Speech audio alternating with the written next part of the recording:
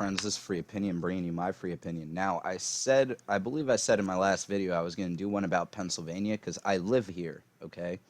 And I'm having a big problem with the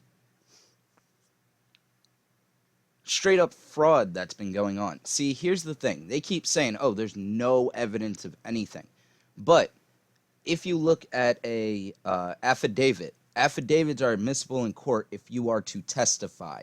Each person that put in an affidavit on our side wants to testify. They want to go in front of the judges. They want to tell them what happened. But the judges and the higher-ups in government don't want to hear it because it's their side being implemented.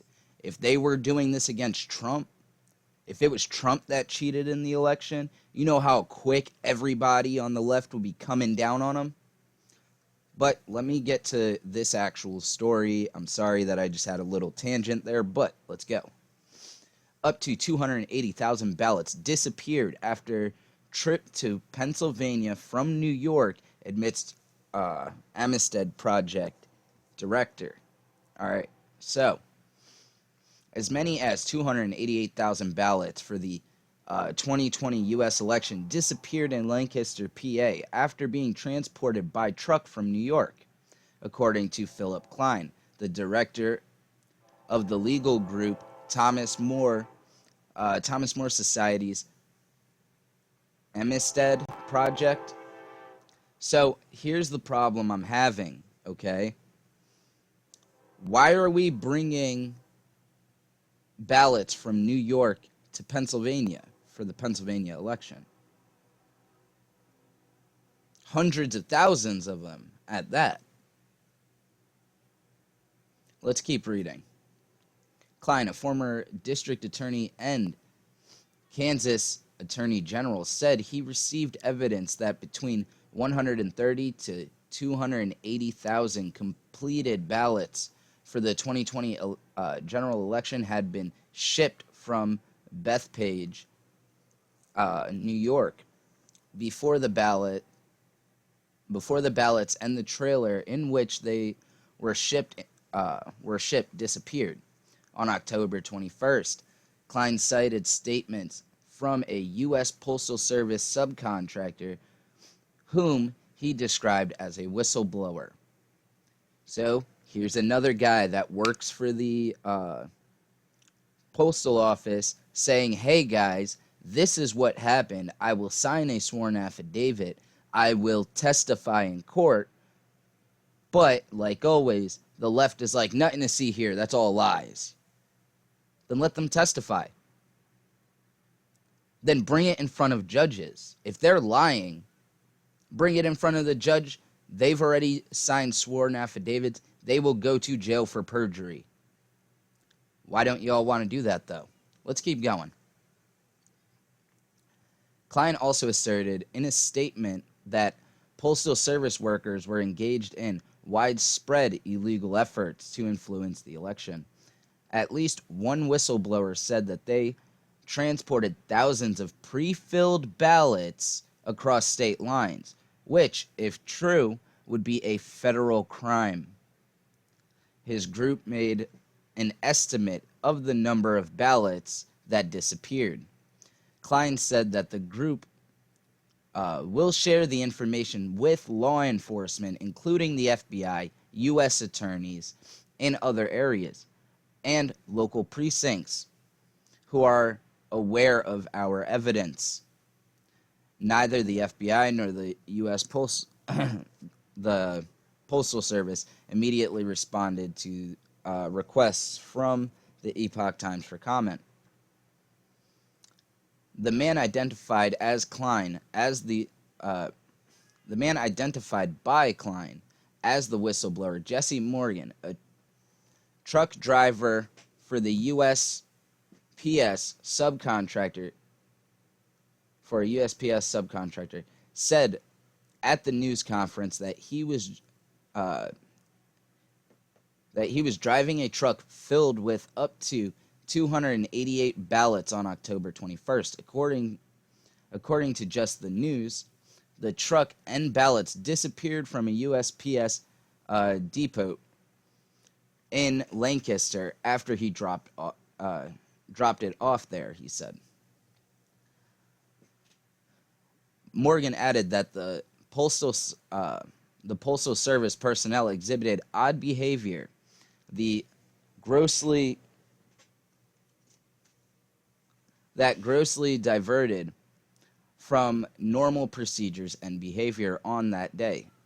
The driver said he was transporting completed mail-in ballots with addresses in Harrisburg, but he had to deliver his ballots to Lancaster, which he felt was unusual. That was before the trailer disappeared, said Morgan, in Morgan's words. The event was hosted by Thomas More Society's Amistad Project, an initiative that works to preserve civil liberties. On October 1st, in Arlington, Virginia, the Amistad Project has filed lawsuits in several states in recent weeks, including one on November 26th in Michigan.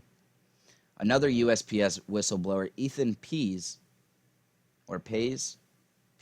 whatever, of Madison, Wisconsin, said during the news conference that he worked as a USPS subcontractor and alleged that he was told the post office was planning to backdate tens of thousands of ballots, mail-in ballots, before the November 3rd election. Pease and Kline asserted that it was a bid to circumvent the submission deadlines for ballots. So, now we have another guy in a different state saying, hey, they plan to backdate ballots in Pennsylvania. The guy in Erie told us that they were told to backdate ballots.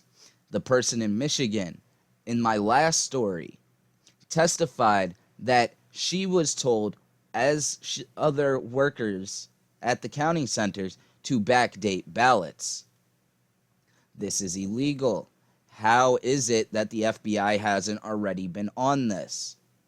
If they heard that Trump had a meeting with the Russians, they would be on that like flies on, excuse my language, but shit. But because this has something to do with the left and them cheating in an election, everybody's like, hey, nothing to see here, folks. Let's keep going. Wisconsin Attorney General Josh Cole, a Democrat, accused the group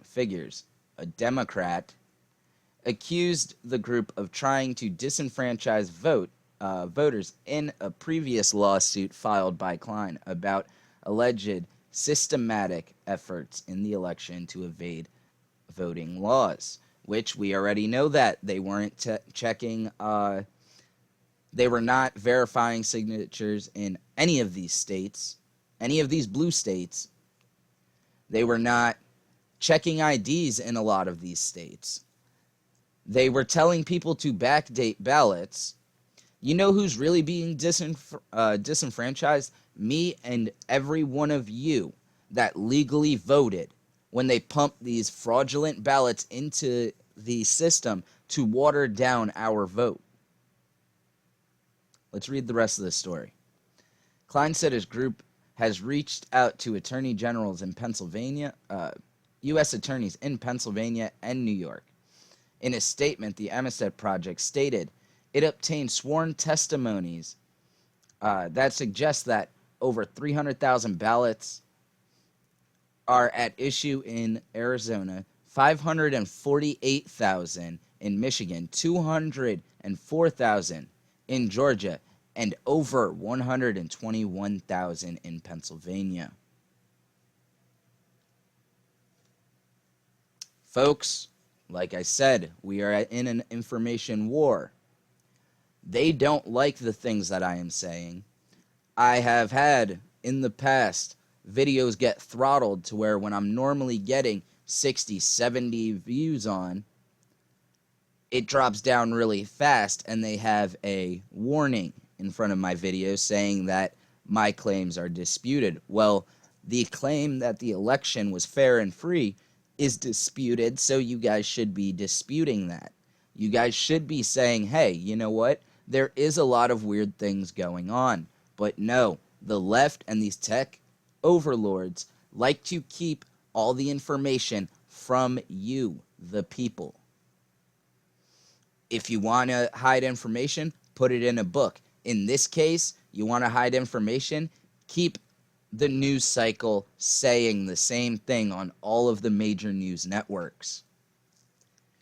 They think that if they say a lie enough times that it'll become truth. We need to prove them wrong. Thank you for watching. Please like, comment, subscribe. Let me know what you guys think down below in the comments, because you guys telling me what you guys think gives me more ideas on how to place my next video, how I should do my next videos. So please, guys, be good out there. Keep your ears open, keep your eyes open.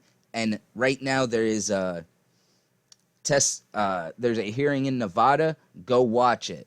NTD has it up live right now, and a couple other places do. But I bet you won't find that in ABC, CNN, MSNBC, MSN. Fox probably isn't even letting anybody see this information. Guys, be good out there. I'll have another video coming out to you soon.